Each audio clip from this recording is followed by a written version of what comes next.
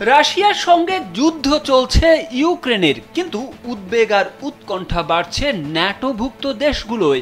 আর তাই রাশিয়ার মিত্র বেলারুশের সঙ্গে সীমান্ত থাকা ন্যাটোভুক্ত 6টি দেশের মধ্যে 5টি ফিনল্যান্ড, এস্তোনিয়া, লাটভিয়া, লিথুয়ানিয়া এবং পোল্যান্ড তাদের সীমান্ত সুরক্ষায় উল্লেখযোগ্য বিনিয়োগ করেছে। এসব সুরক্ষা ব্যবস্থার মধ্যে বেড়া নির্মাণ এবং নজরদারি ব্যবস্থা স্থাপন ছাড়াও এবার তারা নিয়েছে একটি বিতর্কিত সিদ্ধান্ত। রাশিয়ার সম্ভাব্য হামলা ঠেকাতে সীমান্তে স্থল মাইন মোতায়েনের পরিকল্পনা করেছে। এই 5টি ন্যাটোভুক্ত দেশ সম্প্রতি অটোয়া কনভেনশন থেকে নিজেদের নাম প্রত্যাহার করে নিয়েছে। 1997 সালের এই চুক্তিতে বিশ্বব্যাপী মানবতা বিরোধী মাইন নিষিদ্ধ করা হয়েছে। কেবল ব্যবহারই নয়, এই কনভেনশনের আওতায় এর উৎপাদন এবং স্থানান্তরও নিষিদ্ধ।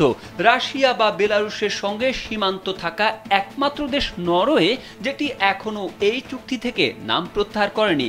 রাশিয়ার সঙ্গে নরওয়ের প্রায় 200 কিলোমিটার দীর্ঘ সীমান্ত রয়েছে। এই ধরনের মাইনের ব্যবহার নিয়ে অনেক বিতর্ক রয়েছে, কারণ সেনা এবং বেসামরিক নাগরিক উভয়ের জন্যই এই মাইন বিপজ্জনক হতে পারে।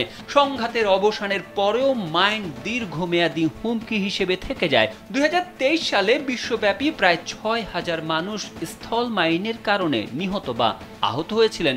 নিহতদের প্রায় 80%ই বেসামরিক নাগরিক ছিলেন।